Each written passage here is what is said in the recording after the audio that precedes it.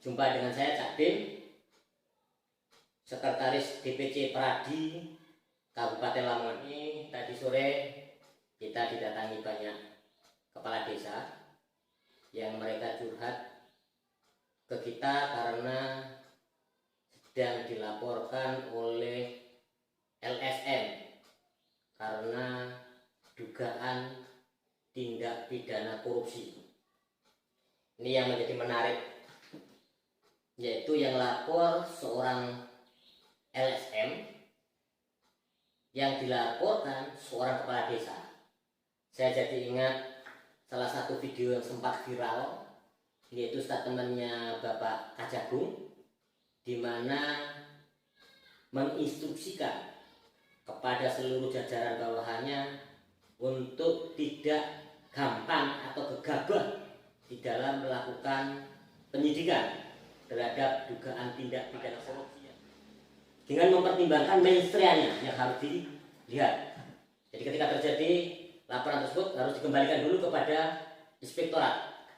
Ketika nanti menstria jahatnya dari yang dilakukan oleh kepala desa itu memenuhi unsur tindak pidana, lanjut. Itu yang saya tangkap di dalam video yang sempat viral yang disampaikan oleh Bapak Kejagung. Jadi menarik sekali ketika kepala desa dilaporkan oleh LSM. Tak kalah menariknya, ini yang lapor adalah seorang LSM, di mana LSM ini sesuai dengan Undang-Undang Nomor 17 Tahun 2013 yang memiliki tugas untuk melakukan pemberdayaan, bermitra dengan pemerintah, melakukan pemberdayaan terhadap masyarakat, bukan melakukan memperdayai masyarakat.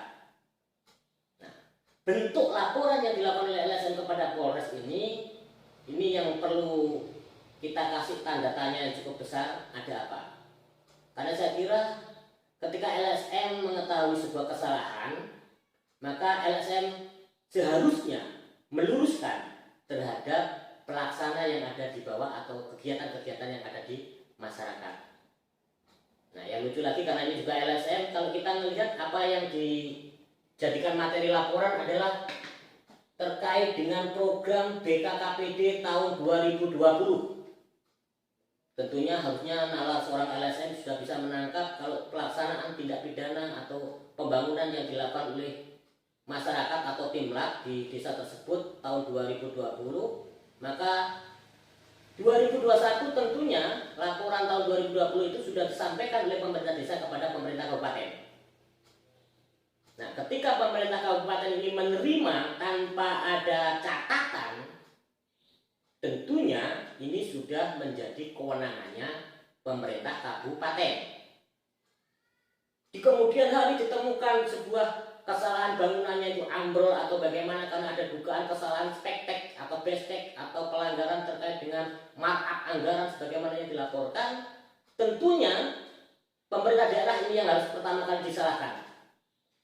Karena mereka lalai di dalam meneliti terkait dengan pelaporan pelaksanaan penggunaan anggaran yang ada di desa. Nah, hari ini tahun 2020 tentunya laporan itu sudah ada di kabupaten, maka itu yang harus ditanyakan kepada pemerintah kabupaten. Karena kewenangannya sudah ada di pemerintah kabupaten. Lalu bagaimana pembangunan yang ada di desa yang tiba-tiba rusak tersebut? Ketika itu sudah masuk menjadi aset desa, maka desa memiliki satu kewajiban untuk melakukan perawatan. Karena aset desa harus dirawat. Ketika desa memiliki anggaran, tentu akan muncul anggaran perawatan. Tapi ketika desa tidak memiliki anggaran, tentunya anggaran perawatan itu tidak ada.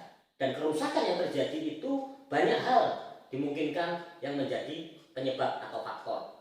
Mungkin faktor alam, karena konstruksi tanah di kita di Lamongan ini merupakan tanah berkapur, di mana tanah berkapur itu memiliki karakteristik ketika kena sengatan matahari dia belegak, apa bahasanya itu, nelo, mengeras, dan ketika kena hujan itu mempur, hancur, lembek, dan ini juga akan mempengaruhi terkait dengan bangunan. Jadi itu faktor alam juga bisa menjadi salah satu penyebab. Yang kedua mungkin juga karena spekteknya, atau juga mungkin bisa disebabkan karena perencanaannya. Nah, kita lihat yang dilaporkan ini adalah kepala desa, maka lagi lagi-lagi yang membuat saya tertawa ini yang lapor ini LSM. Tentunya harus paham. Pelaksanaan di desa ini harus kita kaji. Yang salah ini pelaksananya, perencanaannya, atau pengguna anggarannya, atau yang mana? Tidak bisa semuanya di global menjadi kesalahan seorang kepala desa.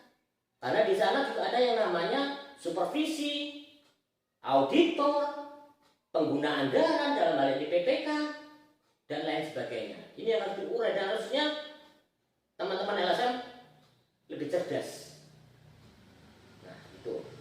Lalu bagaimana ketika laporan yang dilakukan oleh LSM tersebut itu tidak memenuhi unsur hukum, dalam hal ini bukti-buktinya tidak ada, maka jelas itu bisa masuk kategori fitnah.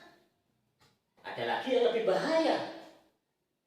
Ini Kades tadi juga menyampaikan dia dilaporkan ke Polres Lamongan terkait dengan penyalahgunaan anggaran BKKPD tahun 2023. Itu di dalam surat laporannya ditunjukkan kepada kita, betul ternyata tahun 2023. Sementara di desa, anggaran BKKPD tersebut belum dilaksanakan karena anggarannya belum turun.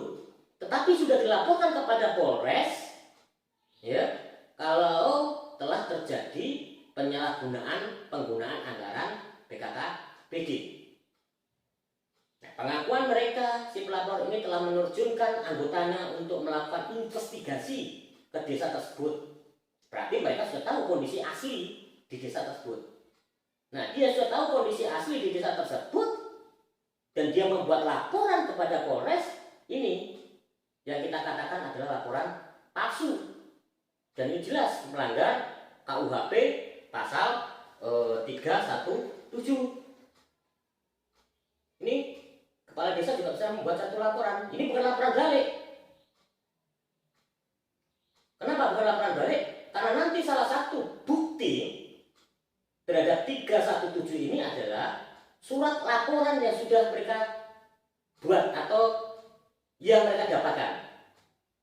Nah, ini juga ada mestria yang cukup jahat dimungkinkan dilakukan oleh LSM tersebut, yaitu dengan mengedarkan surat tanda terima Dumas yang mereka laporkan kepada kepolisian, diedarkan kepada camat, kepada AKD, dan kepada orang lain.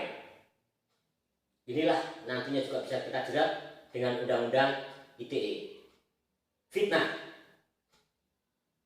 Maka saya sampaikan kepada kepala desa, selama mengikuti instruksi Bapak Camat sebagai supervisi, dan saya yakin seluruh Bapak Camat akan menginstruksikan untuk melaksanakan seluruh kegiatan pemerintah desa sesuai dengan aturan dan mekanisme yang ada atau sesuai dengan juklak dan juknis, saya yakin tidak ada lagi yang bisa kita takuti. Tetap fokus membangun desa, membangun negara, membangun negeri untuk Indonesia Jaya. Jangan pernah takut dengan para Bromo Corak. Merdeka! Salam supremasi hukum. Murid.